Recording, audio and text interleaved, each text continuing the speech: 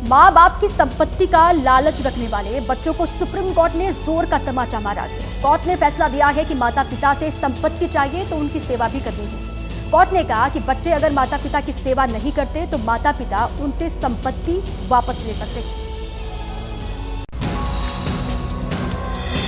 माँ बाप को बोझ समझने वाले बच्चों पर सुप्रीम कोर्ट ने ऐसी टिप्पणी की जो सालों तक याद रखी जाएगी। कोर्ट ने कहा, माता पिता से उनकी संपत्ति उपहार में पाने के बाद उनकी देखभाल नहीं करने वाले बच्चों से संपत्ति वापस ली जा सकती है। यानी अगर कोई बच्चा अपने माँ बाप की संपत्ति पाकर उनकी सेवा नहीं करता तो वो संपत्ति माँ बाप को वापस दी जा सकती है। कोर्ट की ये टिप्पणी मध्य प्रदेश के छतरपुर में रहने वाले बुजुर्ग माँ बाप के केस में की गई है। कोई भी प्रॉपर्टी गिफ्ट डीड से देते हैं और बाद में उनका व्यवहार बदल जाता है, ट्रिब्यूनल के पास ये राइट है कि उस गिफ्ट डीड को कैंसिल भी कर सकते हैं और ट्रिब्यूनल पोजेशन भी रिस्टोर कर सकता है। आदेश निरस्त करते हुए कोर्ट ने कहा, 2007 में बने maintenance and welfare of parents and senior citizens act 2007 की धारा 23 ये कहती है कि इस कानून के लागू होने के बाद गिफ्ट या किसी और तरीके से अगर कोई वरिष्ठ नागरिक इस शर्त पर अपनी संपत्ति किसी को देता है कि संपत्ति पाने वाला उस वरिष्ठ नागरिक की देखभाल करेगा, तो ऐसा न होने की सूरत में ये माना जाएगा कि संपत्ति का ट्रांसफर धोखाधड़ी या धमकी से हुआ है।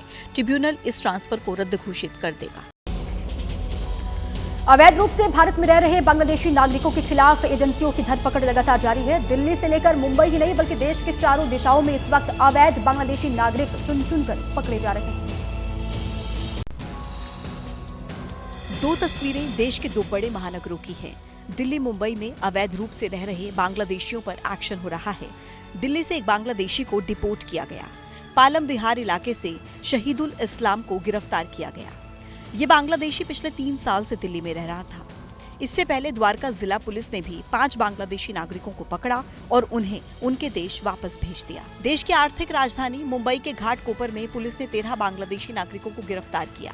ये सभी नाला सोपारा के अचोले डिवीजन में अवैध रूप से रह रहे थे। वो बांग्लादेश के रहवासी है और बांग्लादेश में रहने के उनके जो एड्रेस थे वो भी कंफर्म हुए और उस केस में उनको अरेस्ट किया है। तमिलनाडु के तिरुपुर के महालक्ष्मी इलाके में 6 बांग्लादेशी नागरिकों की गिरफ्तारी हुई।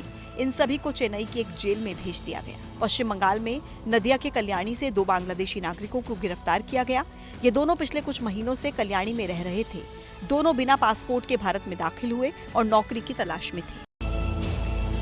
उत्तर प्रदेश के सहारनपुर में एक ही रात में 2 मंदिरों में चोरी हो गई है। चोर तड़के मंदिर में घुसे और दान पात्र में रखा पैसा लेकर वहां से फरार हो गए। चोरी की यह वारदात सीसीटीवी कैमरे में कैद हो गई।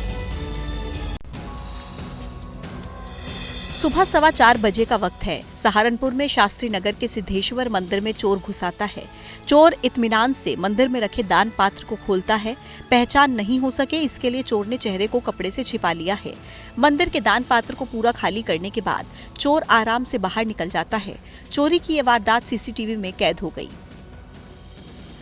मंदिर में चोरी का ये दूसरा वीडियो भी सहारनपुर का ही है। ये हकीकत नगर में छोटी चौकी माता मंदिर है। यहाँ भी चोरी तड़के ही हुई। चोर मंदिर में घुसा, फिर पत्थर से शीशा तोड़ा, उसके बाद पैसे बटोरे और फिर आराम से बाहर निकल गया। मंदिर के बाहर लगे सीसीटीवी में चोर जाते हुए दिख रहा है। चंद सेकंड्स में ये चोर गली में गुम हो जाता है। एक रात में एक ही थाना क्षेत्र के 2 मंदिरों में चोरी से सनसनी मची हुई है। पुलिस अब चोरों की तलाश में जुटी है। हालांकि पुलिस से बचने के लिए दोनों वारदात को अंजाम देने वाले बदमाशों ने अपना चेहरा छिपा लिया था। ऐसे में पुलिस के लिए चोरों को पकड़ना आसान नहीं होगा। जम्मू कश्मीर में बर्फबारी ने स्थानीय लोगों की जिंदगी पर ब्रेक लगा दिया है। बारामूला, सोनमर्ग, सुपोर में जमकर बर्फबारी हो रही है और वहीं बर्फबारी से कई इलाकों में रास्ते बंद हैं। लेकिन वहीं पर्यटक जमकर बर्फबारी का लुत्फ उठा रहे हैं। घाटी में जमकर बर्फबारी हो रही है। बांदीपोरा में पहाड़ी बर्फ से ढक गई है। बारामूला में जैसा मौसम विभाग ने अनुमान लगाया था वैसी ही बर्फबारी हुई, जिसे देखकर पर्यटकों के चेहरे खिल उठे। कुपवाड़ा में बर्फ की मोटी चादर है, लेकिन इस बर्फबारी में मुगल रोड ठप पड़ गया है। मुगल रोड जम्मू कश्मीर को शेष भारत से जोड़ता है, जो कि पिछले 9 दिन से बंद है। वहीं डोडा में झरने जम गए हैं। दरअसल कश्मीर में बर्फबारी ने सारे रिकॉर्ड तोड़ दिए हैं। सोनमर्ग और सोपोर में भारी बर्फबारी हो रही है। यहाँ चारों तरफ सफेद बर्फ की चादर नजर आ रही है। कश्मीर के टनमर्ग से गुलमर्ग जाने वाले रास्ते पर भारी बर्फबारी हो रही है। स्थानीय प्रशासन सड़क से बर्फ को हटाने के काम में जुटा है।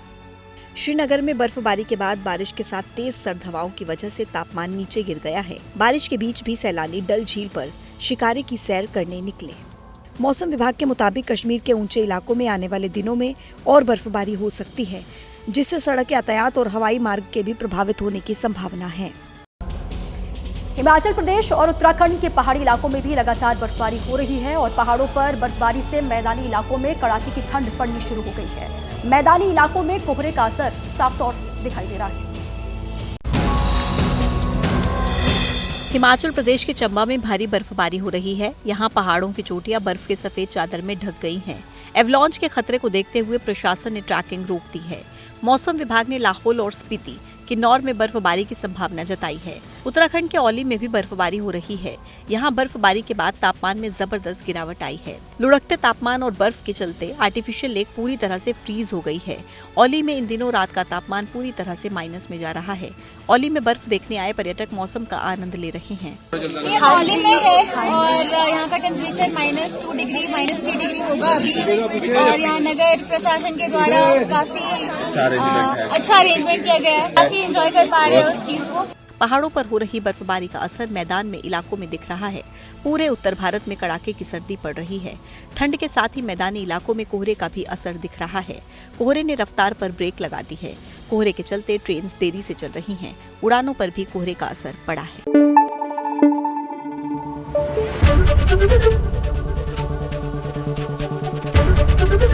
ABP न्यूज आपको रखे आगे।